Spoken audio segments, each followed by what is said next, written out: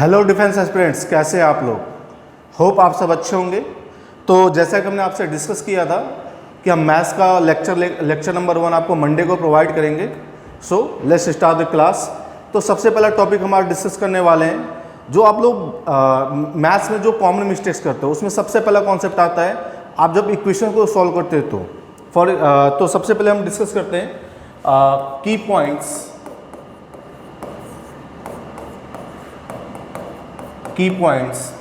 in solving the equation,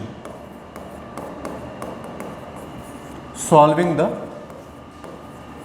equations।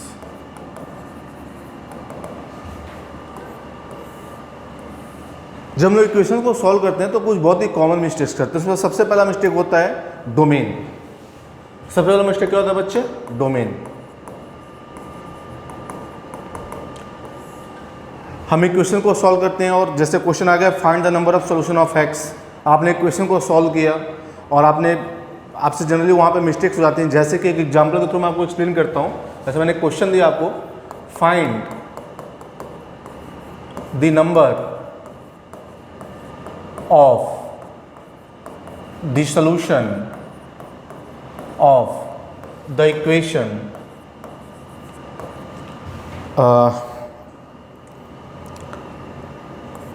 X square minus 2x minus 3 whole divided by x plus 1 equals to 0।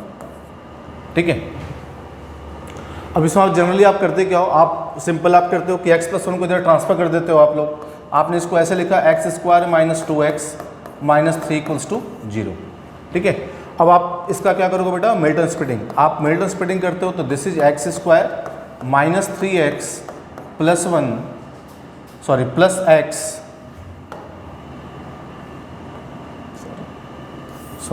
This is x square minus 3x plus x minus 3 equals to 0 implies that x this will be x minus 3 and x plus 1 equals to 0। आपने further इसको solve किया, x की value क्या आ गई बच्चे? 3 और minus 1। अब ऐसे क्वेश्चन का आपके पास एक ऑप्शन गिवन होता है नंबर ऑफ सॉल्यूशन का, कि नंबर ऑफ सॉल्यूशन इज, आपके पास ऑप्शन गिवन होगा A 0, B 1, C 2, D none. अब आपने जब इक्वेशन आप जब सॉल्व करते हो ऐसे इक्वेशंस को तो आप क्या मार्क करते हो बच्चे? 2। नंबर ऑफ सॉल्यूशन कितने दिख रहे हैं? 2। बट आप एक बात बताओ, अगर मैं x की वैल्यू -1 पुट करूंगा, इक्वेशन हमारे पास क्या गिवन है? हमारे पास इक्वेशन गिवन है x square minus 2x minus 3 upon x plus 1 equals to 0। अगर मैं x को 1 पुट करता हूँ, for x equals to 1, for x equals to minus 1, left LHS will be not defined. ठीक है। तो आप इसमें एक कॉमन मिस्टेक क्या किया, आपने जब इक्वेशन को सॉल्व किया तो आपने x के डोमेन को चेक नहीं किया कि x एक्चुअली लाई कहाँ से कहाँ तक करता है। जब भी आप इक्वेशन को सॉल्व करते हो तो यहाँ पे सबसे पहले डिनोमिनेटर, अब आपको पता है कि डिनोमिनेटर कांट बी 0। ठीक है। देयरफॉर x प्लस 1 कभी भी 0 नहीं हो सकता, means x can't be equals to minus 1। ठीक है। तो देयरफॉर x की वैल्यू क्या होगी बेटा? 3। तो नंबर ऑफ सॉल्यूशन क्या हो गया? 1, और ये गलत हो गया। तो सबसे कॉमन मिस्टेक तो आप ऐसा करते हो। एक और इसका मैं एग्जांपल आपको देता हूं।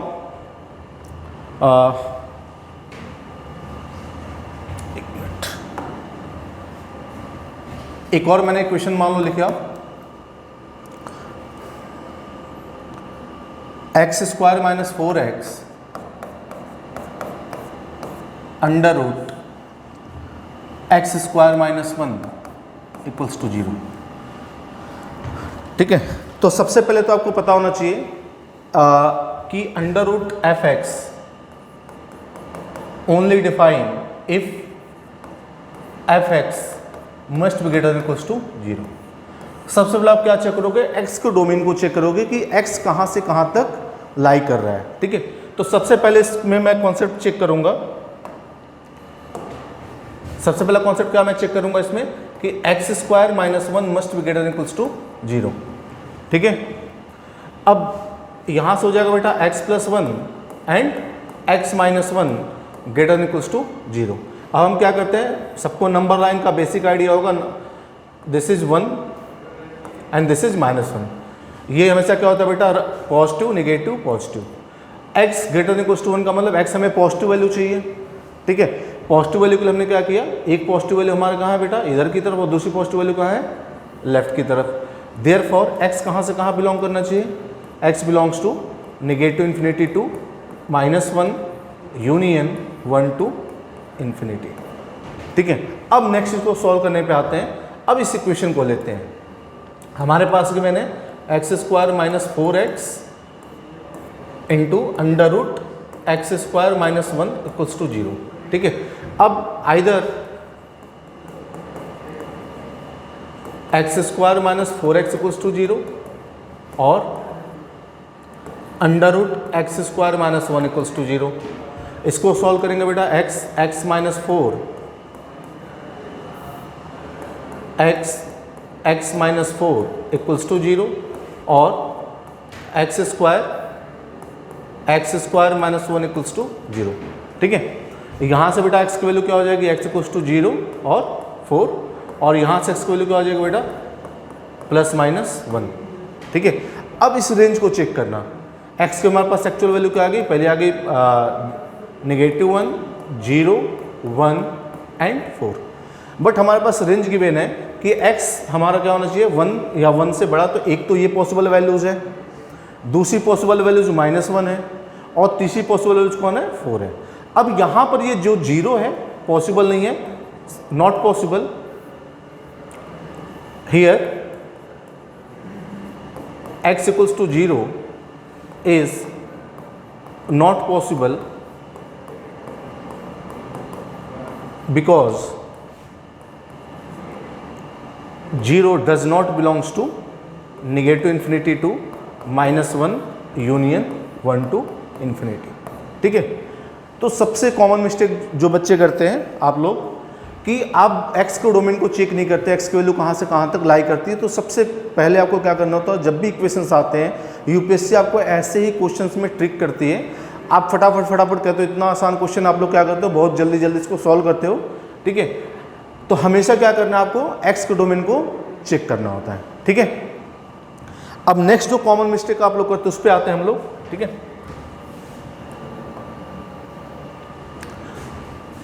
दूसरा जो कॉमन मिस्टेक होता है वो होता है एक्सट्रानियस सॉल्यूशन का।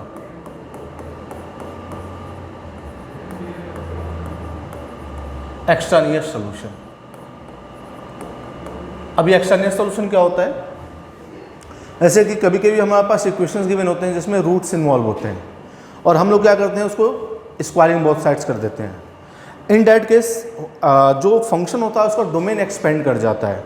फॉर एग्जाम्पल एक बहुत छोटा सा एग्जाम्पल आपको देता हूँ। सपोज कर लो मैंने आपको एक काम दिया, मैंने कहा कि ड्रॉ द ग्राफ ऑफ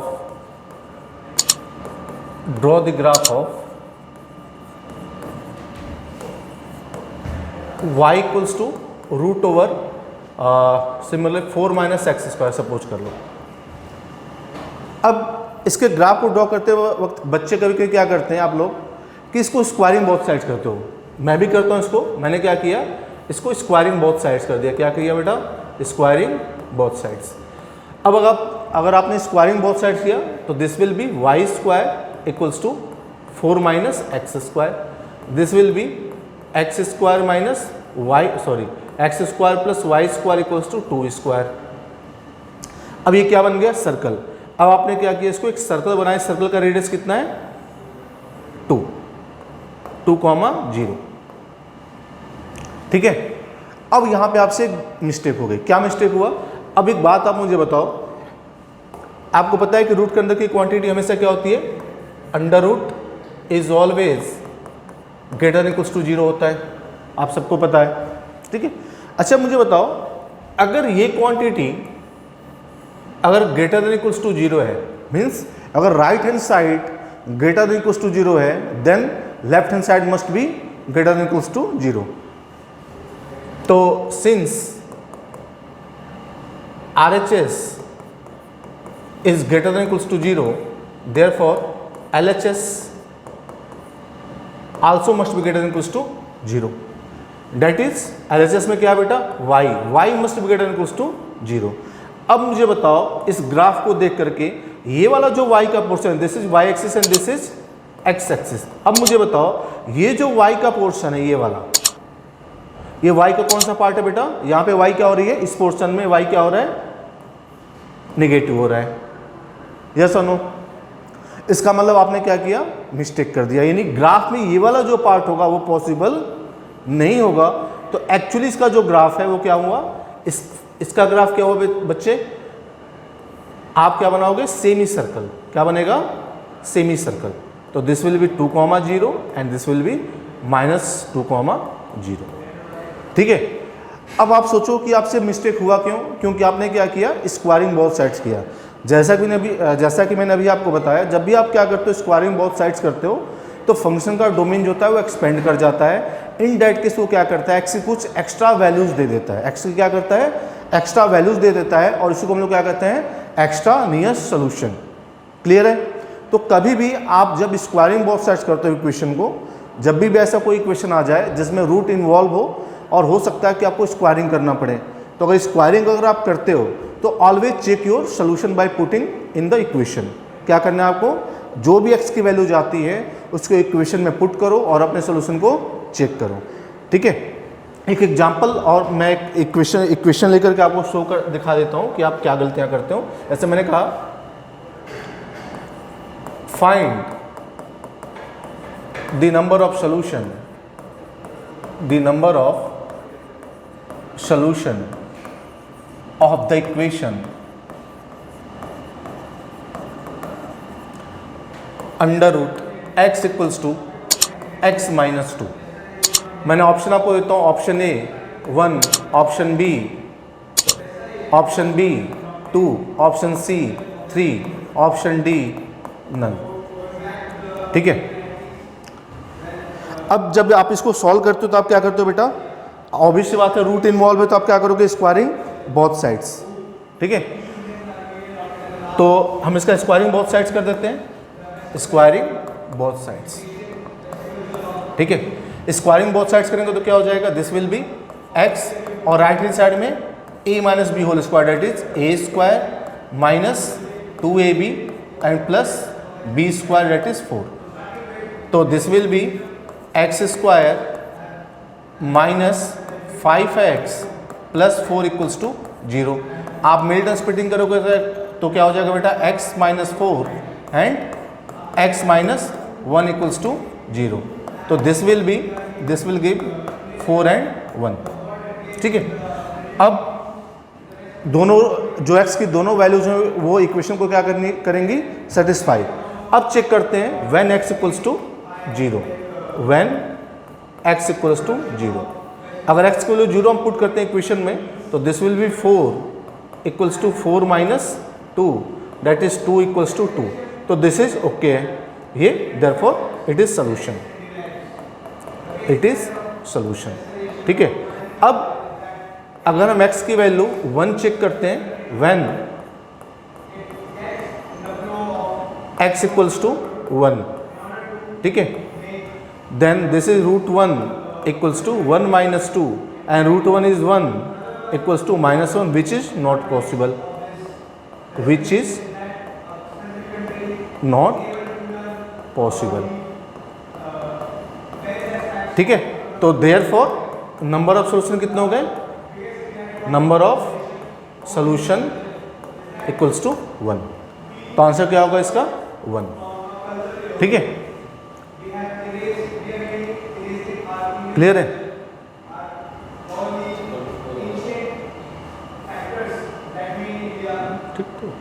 ठीक है।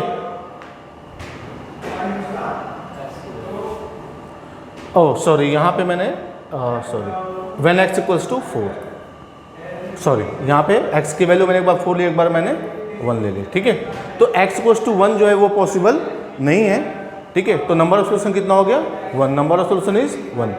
तो कभी भी आप जब इक्वेशन को स्क्वायरिंग करते हो तो जनरली क्या होता है, हो सकता है, देखो जो ऑलवेज नहीं होता, but maybe there will be a extraneous solution. तो जब भी आप स्क्वायरिंग बोथ साइड्स करो इक्वेशंस को, तो जो x की वैल्यू जाती है उसको इक्वेशन में पुट करके आप चेक करना कि वो उसको सेटिस्फाई कर रही है कि नहीं।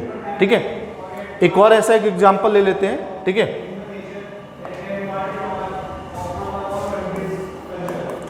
The number of solution of the equation under root x plus 1 minus under root x minus 1 equals to under root 4x minus 1 for every x belongs to real number is option A 1, option B 2, option C 3, option D none। ठीक है, अब obvious सी बात है यहाँ पे root है, तो आपको क्या करना होगा बच्चे, स्क्वायरिंग बोथ साइड्स। आप क्या करते हो इसका स्क्वायरिंग बोथ साइड्स। जब स्क्वायरिंग बोथ साइड्स करोगे तो यहाँ पे a minus B whole square apply करेंगे और यहाँ, ठीक है, तो a square plus B square minus 2ab 2 under root x plus 1 times x minus 1 equals to 4x minus 1।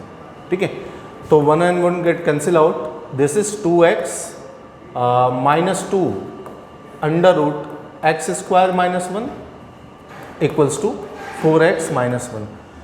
2x को राइट हैंड साइड में ट्रांसफर कर देते हैं, तो we have minus 2 under root x square minus 1 equals to 2x minus 1। Again अब फिर से यहाँ पे बेटा रूट इन्वॉल्व है, तो फिर से हम क्या करते हैं स्क्वायरिंग बोथ साइड्स। ठीक है, अगर अगेन स्क्वायरिंग बोथ साइड्स करेंगे तो this is 4x square minus 1 equals to, यहाँ पे फिर से a minus B whole square, तो this is a square minus 2ab plus B square, तो this will be 4x square minus 4 equals to 4x square minus 4x and plus 1, 4x square get cancel out, then we have 4x equals to 5, तो x equals to 5/4। x की क्या value आ गई बच्चे 5/4। ठीक है, अब फिर से क्या करते हैं, चूंकि हमने क्या किया स्क्वायरिंग बोथ साइड्स किया हुआ है, तो हम इस सोल्यूशन को एक बार चेक कर लेते हैं। हम क्या करते हैं इक्वेशन में, इसमें क्या करते हैं पुट करके चेक कर लेते हैं, पुट करते हैं x इक्वल्स टू 5/4।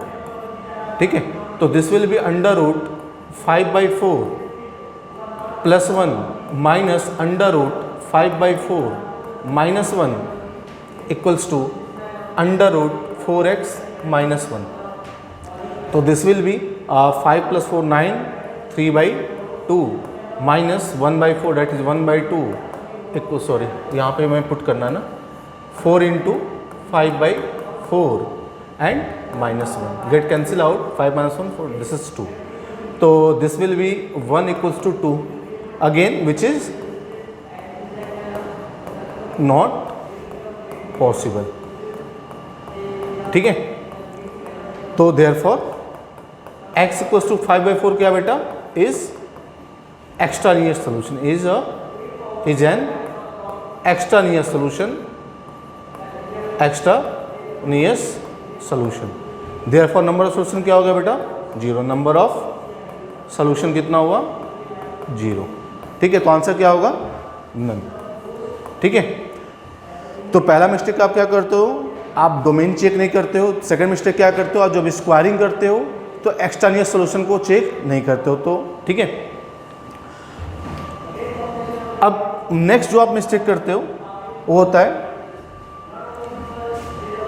थर्ड जो आप जनरली मिस्टेक करते हो इक्वेशन को सॉल्व करते वक्त, वो है cancellation of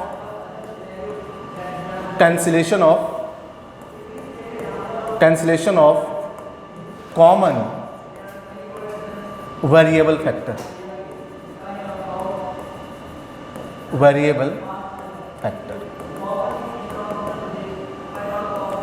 cancellation of common variable factor.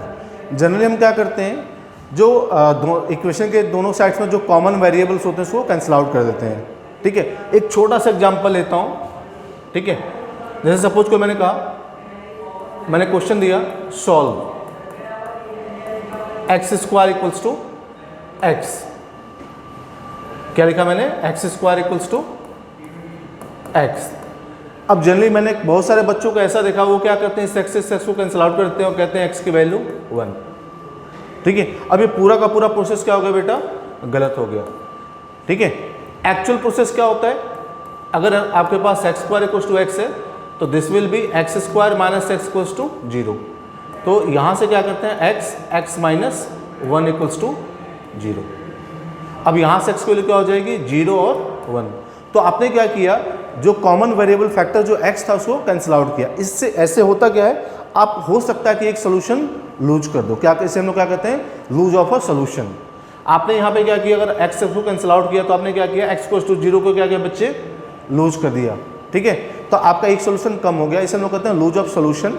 तो कभी भी जब आप इक्वेशन को सॉल्व करते हो तो जो कॉमन वेरिएबल फैक्टर होता है उसको कैंसिलेशन हम नहीं करते हैं। हाँ, कैंसिलेशन तब कर सकते हैं जब हम इंश्योर हो जाए कि उसकी वैल्यू 0 के इक्वल नहीं है। एक्चुअली होता क्या है ना, आपने यहाँ पे हमारे पास क्या गिवन था, x square equals to x. तो आपने नेक्स्ट स्टेप में क्या किया, x square by x equals to 1। ठीक है, आपने क्या किया, एक्स को कैंसिल आउट कर दिया, मतलब एक्स की वैल्यू 1। अब सपोज कर लो, अगर जिस वेरिएबल को आप कैंसिल आउट कर रहे हो, जिस कॉमन वेरिएबल फैक्टर को कैंसिल आउट कर रहे हो, अगर उसकी वैल्यू 0 है तो, और आप सबको पता है divisibility bye 0 is not defined. हम कभी भी किसी भी नंबर को 0 से डिवाइड नहीं कर सकते। ठीक है, तो आप क्या करते हो, एक्स को कैंसिल आउट करो, उसका मतलब आपने क्या किया, 0 से 0 को डिवाइड कर दिया। ठीक है, तो इसलिए कभी भी कॉमन वेरिएबल फैक्टर से कैंसिलेशन नहीं करना चाहिए। आपको एक क्वेश्चन के थ्रू मैं एक्सप्लेन कर देता हूँ। एक क्वेश्चन आपको मैं देता हूँ करने के लिए। जैसे example, x square minus 2x equals to x minus 2। अब आप इसमें जनरली कॉमन मिस्टेक बच्चे क्या करते हैं वो मैं बताता हूँ। एक मिस्टेक जो होती है, यहाँ से क्या करते हैं बच्चे, x कॉमन करते हैं तो this is x minus 2 equals to x minus 2। और वो क्या करते हैं, x माइनस 2 से x माइनस 2 को कैंसिल आउट कर देते हैं और यहाँ से x की वैल्यू क्या आती है बच्चे, 1। अब ये पूरा का पूरा प्रोसेस क्या है, रॉन्ग प्रोसेस है। पूरा का पूरा जो प्रोसेस हो क्या है, रॉन्ग है। ठीक है, एक्चुअल प्रोसेस क्या होना चाहिए, हमारे पास है x square minus 2x equals to x minus 2। हम क्या करते हैं, यहाँ से x कॉमन करते हैं और दिस इज x माइनस 2, और ये वाला जो x माइनस 2 है इसको लेफ्ट हैंड साइड में ट्रांसफर करते हैं, this is x minus 2 equals to 0। अब फिर से हमने क्या किया, x माइनस 2 को हमने क्या किया, कॉमन कर लिया। तो यहाँ क्या बचा बेटा, x, और यहाँ क्या बचा -1 इक्वल्स टू 0। अब यहाँ से क्या हो गया, x की वैल्यू क्या आ गई बच्चे, 1 और 2। तो फिर से आप देखो आपने क्या किया, x यहाँ पर आपने क्या किया, x इक्वल्स टू 2 को, x इक्वल्स टू 2 को क्या किया आपने बेटा, लूज कर दिया। इसे हम लोग कहते हैं लूज ऑफ सोल्यूशन। इसे हम लोग क्या कहते हैं, लूज ऑफ सोल्यूशन। तो कभी भी जब आप इक्वेशन को सॉल्व करते हो तो जो कॉमन वेरिएबल फैक्टर है उसको कैंसिलेशन नहीं करना चाहिए, क्योंकि हो सकता है आप क्या करो, एक सोल्यूशन का लूज कर दो। ठीक है,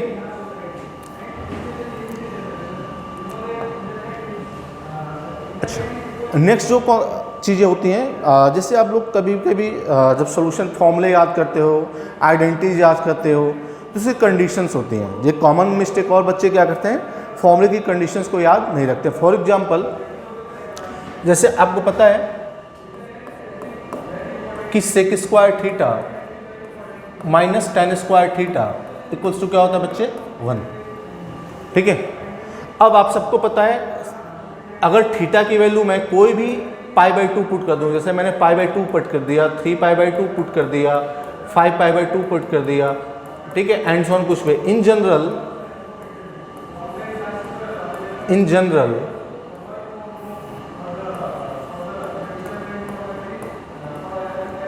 for theta equals to 2n+1 π/2, जहाँ पे n क्या है बेटा, कोई भी इंटीजर है, tan थीटा और sec थीटा दोनों क्या हो जाते हैं, tan theta and sec theta, ठीक है, दोनों क्या हो जाते हैं,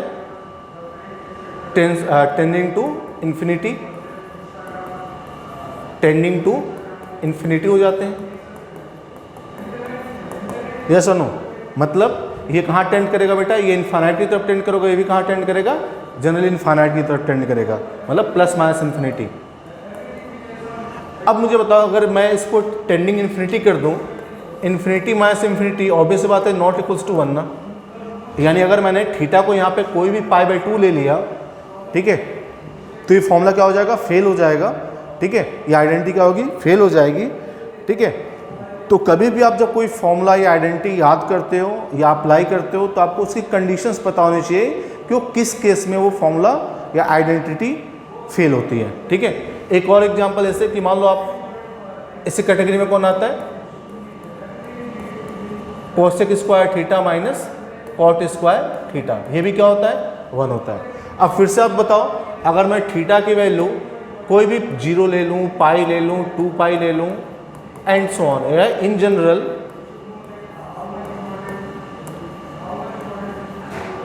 for theta equals to n pi, ठीक है, और n कहाँ बिलोंग करेगा बेटा, इंटीजर में, ठीक है, कॉसेक थीटा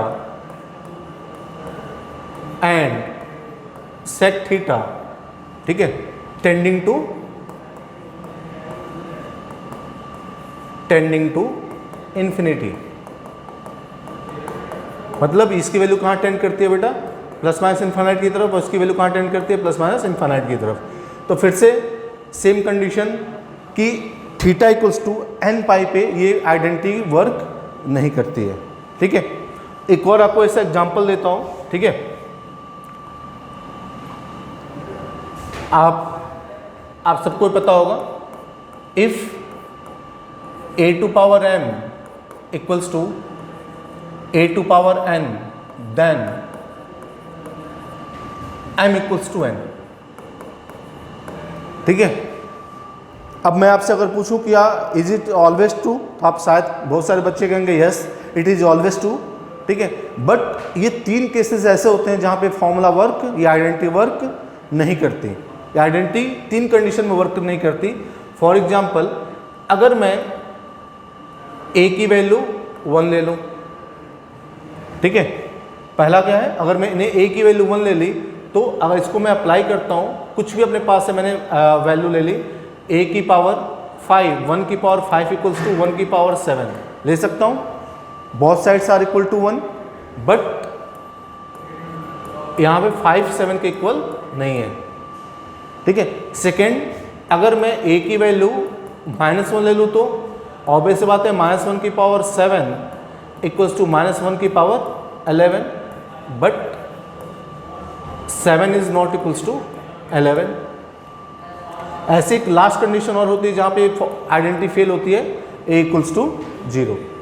तो अगर मैं a की वैल्यू 0 लेता हूँ, तो ऑब्वियस बात है 0 to power 9 equals to 0 to power 11, but 9 is not equals to 11, ठीक है। तो ये 3 केसेस ऐसे हैं जहाँ पे फॉर्मूला या आइडेंटिटी, जो भी आप करना चाहते हो, जनरली ये क्या होती है, आइडेंटिटी होती है। आइडेंटिटी और फॉर्मूले में डिफरेंस होता है, ध्यान रखना, आइडेंटिटी और फॉर्मूले में डिफरेंस होता है, ठीक है। तो ये 3 कंडीशन ऐसे हैं जहाँ पे आइडेंटिटी वर्क नहीं करती। तो अगर मुझे अगर इसको लिखना हो, तो मैं ऐसे लिखूँगा कि if a to power m equals to a to power n, then m equals to n only if a is not equals to -1, 0 and 1, ठीक है। ये फॉर्मूला कब, ये आइडेंटिटी कब काम करेगी, अगर a की वैल्यू -1, 0 और 1 ना हो, ठीक है। देखो, उस पर मैं आपको एक एग्जांपल देता हूँ, क्वेश्चन बहुत ही फेमस क्वेश्चन है। जैसे मैंने कहा कि find x if tan 3x minus tan 3x minus tan 2x upon 1 plus tan 2x into tan 3x equals to 1। ठीक है, बहुत ही फेमस क्वेश्चन है। अब इसमें होता क्या है, जैसे क्वेश्चन सामने आता है, ठीक है, बच्चों को लगता है इतना आसान क्वेश्चन है, ठीक है, बिल्कुल बच्चे के दिमाग में क्या चलता है आप लोगों के, ये तो आइडेंटिटी है, किस चीज़ की आइडेंटिटी है, आप सबने पढ़ा होगा tan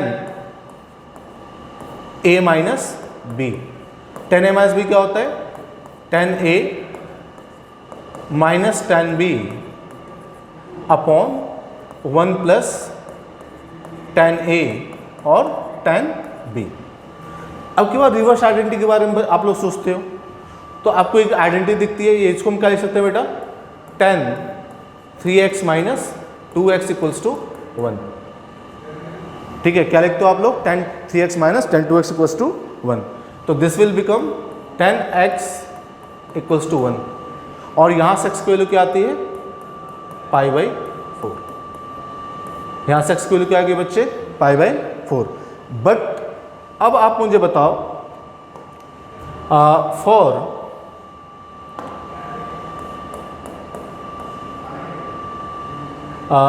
अगर x इक्वल्स टू π/4 तो 2x इक्वल्स टू π/2, तो tan π/2 कितना हो जाएगा बच्चे, tan π/2, tan 2x का मतलब क्या हो जाएगा, tan π/2 which is tending to infinity.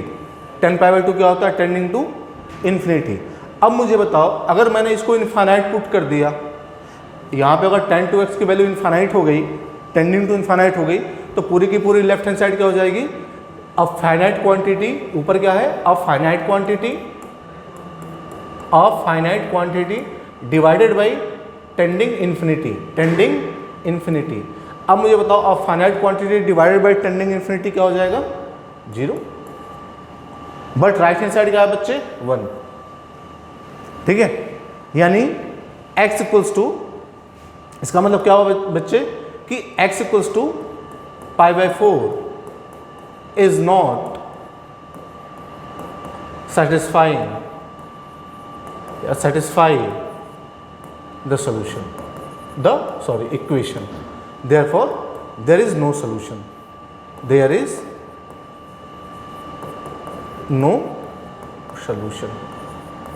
या इसका कोई सोल्यूशन है ही नहीं। ठीक है, तो जनरली ये क्या होते हैं, आप लोग कॉमन मिस्टेक्स करते हो, ऐसे बहुत सारी गलतियां होती हैं जो आप लोग करते जाते हो। ठीक है, तो जैसे हम जैसे टॉपिक को कवर करेंगे, वहाँ पे बेसिक जो आप मिस्टेक्स करते रहते हो उसके बारे में हम डिस्कस करते रहेंगे। क्योंकि अगर सिर्फ और सिर्फ बेसिक्स ही पढ़ाना स्टार्ट कर दिया ना, कम से कम मुझे 6 to 7 क्लासेस मिनिमम चाहिए। जनरली क्या होता है, ये कभी कभी एक्सपेंड करके 8-10 क्लासेस चली जाती हैं। ठीक है, तो फिलहाल ये बेसिक गलतियां हैं जो आप लोग करते हो। पहली गलती क्या है, जब भी आप इक्वेशन को सॉल्व करते हो आपको क्या करना है, डोमेन चेक करना है। सेकंड क्या है, जब भी आप इक्वेशन सॉल्व करो और रूट इन्वॉल्व हो, ठीक है, तो आपने स्क्वायरिंग बोथ साइड्स किया, और जब भी स्क्वायरिंग बोथ साइड्स करो अपनी जो एक्स की वैल्यूज़ हैं वो इक्वेशन में पुट करके चेक करना कंपलसरी होता है।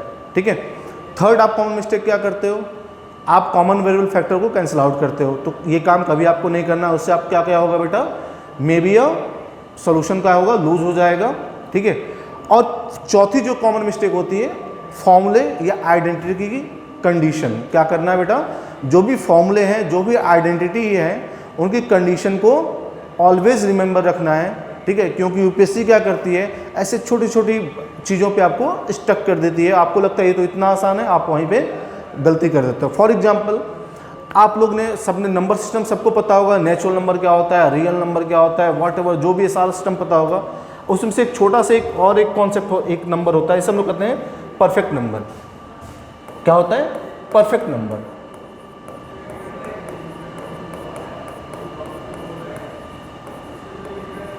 ठीक है, अब जैसे परफेक्ट नंबर की बात आती है तो बच्चों के दिमाग में क्या चलता है, परफेक्ट स्क्वायर, मतलब 4, 1, 9 ये सब क्या नंबर है बेटा, परफेक्ट स्क्वायर नंबर है। तो बच्चों के दिमाग में चलता है परफेक्ट नंबर। अब इसका यूज कैसे कर सकती है यूपीएससी? अब तुमसे मैंने सिंपल एक क्वेश्चन पूछा, what is the probability of getting a perfect number between 1 to 100? मैंने क्या पूछा आपसे, what is the probability of getting a perfect number between 1 to 100 या फ्रॉम 1 to 100? अब आपको परफेक्ट नंबर पता ही नहीं क्या है, ठीक है, तो ये बेसिक सा क्वेश्चन जो बहुत ही आसान क्वेश्चन है वो आपसे नहीं होगा, ठीक है। तो परफेक्ट नंबर क्या होता है, उसके लिए मैं एक काम करती हूँ, अपने पास से नंबर लेता हूँ, वो है 6, ठीक है। अब मुझे बताओ ये 6 के फैक्टर्स क्या क्या हैं? एक तो 1 है, एक 2 है और 3 है और दूसरा 6 है, ठीक है। इसके कितने फैक्टर्स हैं? 4। अब मैं क्या करता हूँ, सम ऑफ फैक्टर्स निकालता हूँ, सम ऑफ फैक्टर्स, ठीक है। वो क्या हो गया बच्चे, 1 + 2 + 3 + 6 which is 12, means 2 × 6 means 2 × number itself, 2 × number itself। तो परफेक्ट नंबर क्या होता है, a number is said to be a perfect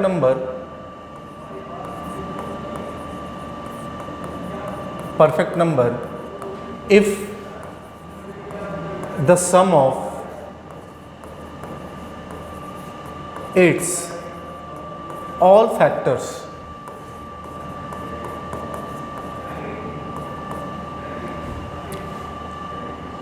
is twice the number itself, twice the number itself, ठीक है। और एग्जाम्पल में आप डालना, एग्जाम्पल के लिए आपके पास क्या है, 6, ठीक है। जो 6 होता है, 6 is the smallest perfect number,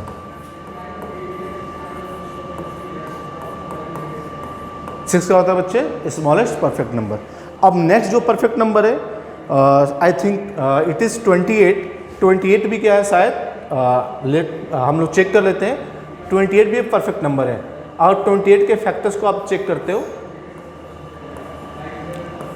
तो this is 1 2 and 4 and 7 and this is 14, next will be 28, I think हो गया। 3 + 4 7, 7 + 7 14, 14, ठीक है। ये इसके फैक्टर्स। अब यहाँ पे सम ऑफ फैक्टर्स निकालो, सम ऑफ फैक्टर्स क्या हो जाएगा बच्चे, 1 + 2 + 4 + 7 + 14 + 28, और ये पूरा का पूरा क्या हो गया हमारे पास, 14 7 21, 21 25 28, दिस इज 56, मीन्स 2 × 28। तो नेक्स्ट 6 और 28 दोनों क्या है, परफेक्ट नंबर है। इसके बाद जो नेक्स्ट परफेक्ट नंबर होता है वो 3 डिजिट में आता है, जो कि बड़ा होता है, ठीक है। तो जनरली आप 2 परफेक्ट नंबर याद रखना, 6 एंड 28। तो 1 to 100 के बीच में 2 परफेक्ट नंबर होते हैं, 6 एंड 28, ठीक है। एक और जनरली बच्चे क्या करते हैं, जैसे मान लो सपोज मैं एक छोटा सा क्वेश्चन में लिखा, फाइंड x if ax = 0, ठीक है। अब यहाँ पे बच्चों को लगता है यार सर इतना छोटा सा क्वेश्चन, बिल्कुल आसान सा क्वेश्चन है। किस क्लास का क्वेश्चन है, ये क्वेश्चन है एनसीईआरटी का क्लास 7th का क्वेश्चन है। बस क्लास 7th में क्या गिवन है, साइड में एक डाटा और गिवन होता है, वो जो कि मैंने यहाँ पे लिखा नहीं है, ठीक है। एक डाटा और यहाँ पे गिवन होता है ए के बारे में कि ए क्या है, ठीक है।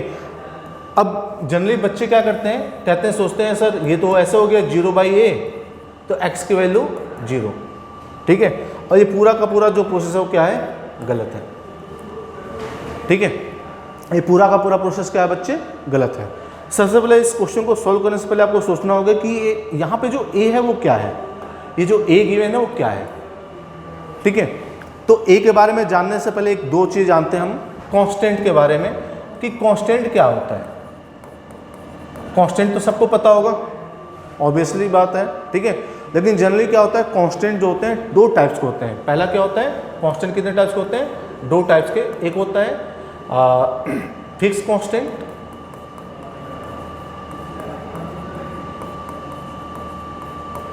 या फिर इसको हम लोग क्या कहते हैं, एब्सोल्यूट कांस्टेंट, एब्सोल्यूट कांस्टेंट, और दूसरा होता है आर्बिट्रेरी कांस्टेंट। दूसरा क्या होता है, आर्बिट्रेरी कांस्टेंट्स। ठीक है, अभी जो एब्सोल्यूट कांस्टेंट होता है, जितने भी रियल नंबर हैं, ऑल रियल नंबर्स क्या है, आर्बिट्रेरी, सॉरी जितने भी रियल नंबर हैं वो क्या है, फिक्स कांस्टेंट है। जितने भी फिजिक्स में जो आप कांस्टेंट्स पढ़ते हो ना, जितने भी कांस्टेंट्स पढ़ते हो आप, जैसे कैपिटल जी, स्मॉल जी, एटसेट्रा, ये सारे के सारे किस में आते हैं बेटा, आर का मतलब set of real number, set of real number. G का मतलब क्या है, ग्रेविटेशनल कांस्टेंट।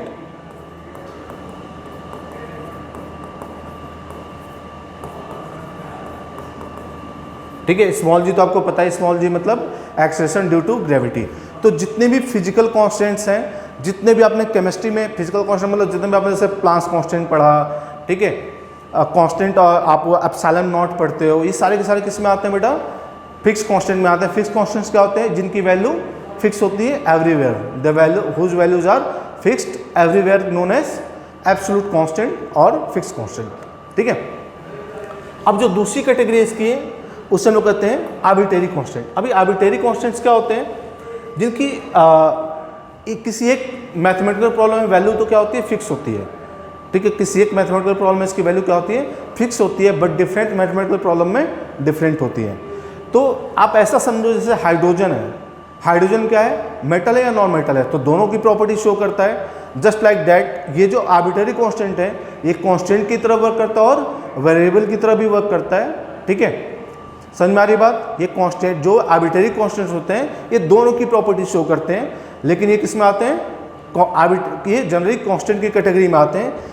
किसी एक मैथमेटिकल प्रॉब्लम में इनकी वैल्यू क्या होती है, फिक्स होती है, बट डिफरेंट मैथमेटिकल प्रॉब्लम में डिफरेंट होती है। इसको जनरली हम क्या करते हैं, स्मॉल लेटर्स में ए बी सी एटसेट्रा से क्या करते हैं, डिनोट करते हैं, generally A B C D E F G H तक। ठीक है, तो यहाँ पे ए के बारे में मुझे पता नहीं है, ए है क्या, ए एक्चुअली क्या है, आर्बिट्रेरी कांस्टेंट है। क्या है, arbitrary constant.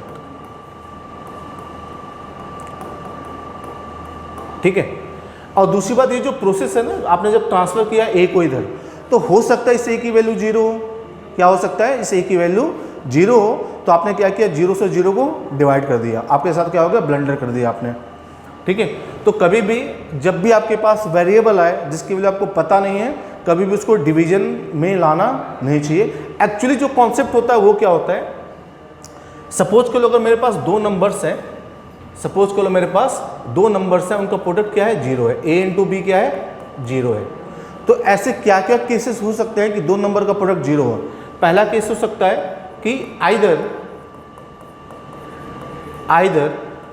a equals to 0, second case हो सकता है या फिर b equals to 0, and third case या फिर a equals to 0 and b equals to 0। ठीक है, ये तीन केसेस हो सकते हैं। ठीक है, अब इसी कॉन्सेप्ट का यूज करके हम इसको सॉल्व करते हैं इस क्वेश्चन को। तो मैं क्या करता हूं, मुझे इस ए के बारे में तो पता नहीं है, तो मैंने क्या किया, केस 1 लिया। क्या लिया, केस 1 ले लिया। ठीक है, अब केस 1 में ऐसा मैं मान लेता हूं कि अगर if a not equals to 0, अब मुझे बताओ अगर a 0 नहीं है, अगर a 0 नहीं है, यहाँ पर a नॉट इक्वल्स टू 0 है, देयरफॉर कौन 0 होना चाहिए, x 0 होना चाहिए। ठीक है, अब मैं केस 2 ले लेता हूँ, केस 2 कि अगर a 0 है, अब मुझे बताओ अगर a 0 है, अगर ये 0 है तो 0 multiplied by any number is 0। ठीक है, 0 को किसी भी नंबर से मल्टीप्लाई करेंगे तो क्या हो जाएगा, 0 हो जाएगा, देयरफॉर x क्या हो जाएगा, यहाँ पे रियल नंबर हो जाएगा। तो इसका सोल्यूशन एक्चुअली क्या होगा, ये एक्चुअल सोल्यूशन होगा। ठीक है, अगर a 0 नहीं है तो x क्या है, अगर a 0 नहीं तो x क्या है, 0 है, और अगर a 0 है तो x can be any real number. ठीक है, तो ऐसे ही कुछ बेसिक्स होते हैं इस पर आपको वर्कआउट करना होता है। अब ऑब्वियस सी बात है, हमारे पास बहुत ज़्यादा टाइम नहीं है। ठीक है, तो इस टॉपिक को यहीं पे ख़त्म करते हैं। जो नेक्स्ट क्लास होगी हम उस पर कुछ बेसिक ग्राफ्स के बारे में डिस्कस करेंगे। ठीक है, और एक और क्लास बेसिक की लूँगा मैं, जिसमें मैं आपको इनइक्वालिटीज़ के बारे में बात करूँगा। ठीक है, तब तक के लिए थैंक यू, जय हिंद।